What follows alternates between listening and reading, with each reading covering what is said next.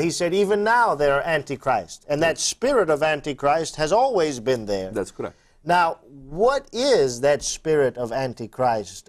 Do we, is it personified? Do we see it in the Bible? How would a Muslim who hears the word Antichrist may not exactly understand what we're saying? How would they better understand It's a very that? good question. It is the denial of the essence of who Christ is.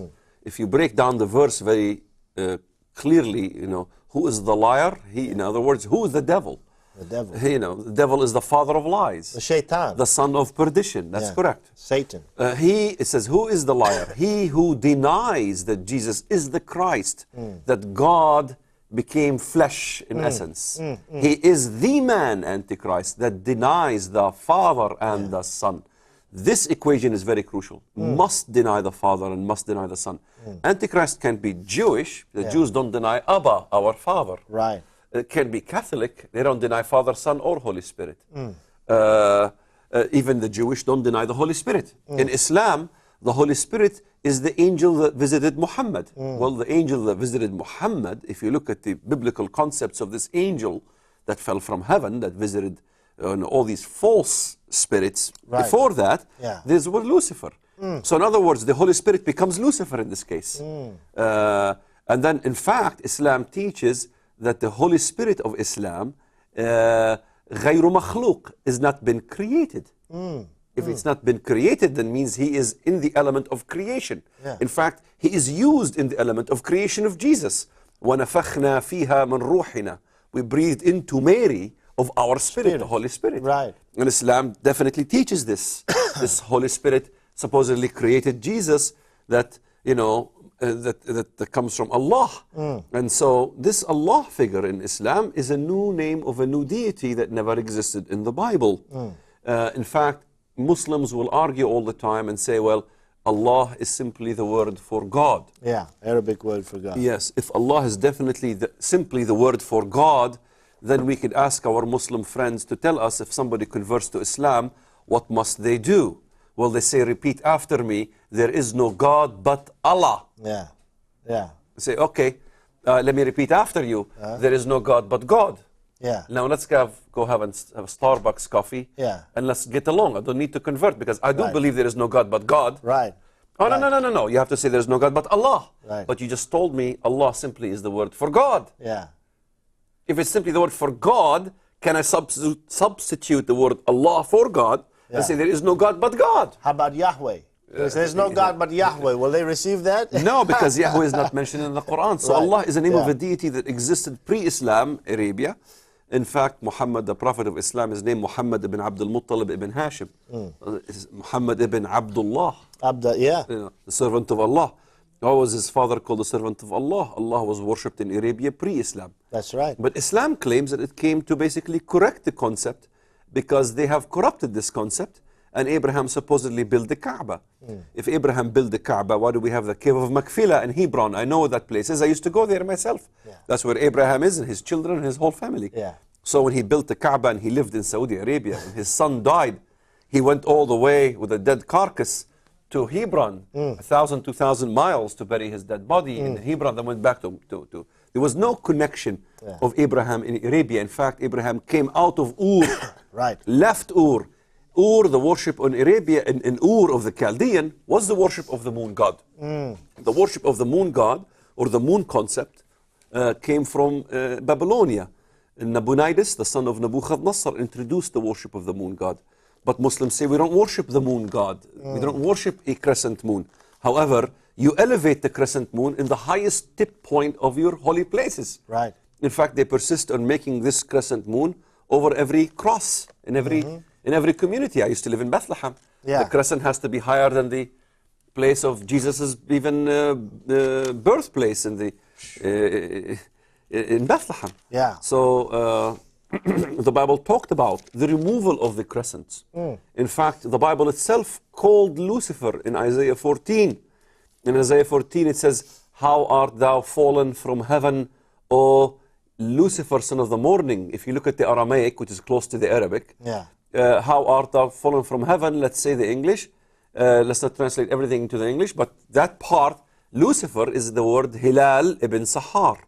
Hilal, son of the morning star. Now you draw Hilal, a crescent, Yeah. morning star, and you have the symbol of Islam, which came pre-Islam from Babylonia. You see it in Roman Empire. You see it. You see Karkala worshipping at Ur, even during the Roman era. He worshipped the moon god with the crescent symbol. So why would the Muslims insist that the worship of Allah is not pagan, yet they carry pagan symbols? Yeah. The bowing to a black stone was a pagan symbol that the Bible warned us about in Acts chapter 19, verse 35. Do not worship Artemis and her image that fell from heaven. And the image of Artemis that fell from heaven was very well known in Ephesus. It's a black stone, a meteor that fell from heaven. The Bible also tells us in Revelation chapter 8, verse 10, I believe. Yeah. In chapter 8, verse 10, then the third angel sounded, and a great star, an asteroid, fell from heaven, burning like a torch, and it fell on thirds of the rivers and on the springs of the water. You see, many believed in the ancient times, in the Christian era. There's many who interpreted this as to be Islam and the Quran and Muhammad being dwelt in by this star that fell from heaven. In chapter 9 in Revelation, then the fifth angel sounded, and I saw a star fallen from heaven to the earth. To him was given the key to the bottomless pit. How could a star be a him?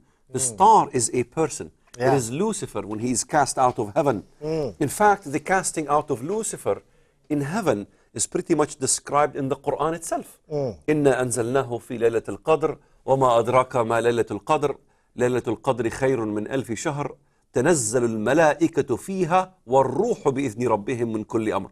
The angelic host descends in it in that day. So the descending, not ascending, descending of the angelic host in the book of Daniel is very clear that Lucifer, or the little horn, will cause 1/3 of the angelic host to descend to earth, to come down to earth. And that's basically in the end times as well. Islam believes there's a dual fulfillment of this in the end times, that the angelic host will be descending down to earth. Well, the only descending of the angelic host is what the Bible taught us. 1/3 of the angelic host, the fallen angels that corrupted the truth, will be cast out of heaven, and there'll be no more entrance to them or access of them in heaven. According to your view, according to this book, Islam is essentially empowered by another spirit, the spirit of Satan, the Shaitan himself. Is that right? That is correct. Brother David, now we have callers already waiting, but I wonder if you could help us out, because Brother Walid brings some excellent evidence, some copious evidence from eschatology, the end times, both in Islam, Quran, Hadith in particular, and the Bible. But, we look at the end times of Islam and we say, look, everything fits the Antichrist, which is empowered and energized by Satan himself, Shaitan. And so we're essentially saying that Islam is a religion that is Antichrist empowered, which is really the Shaitan, Satan himself.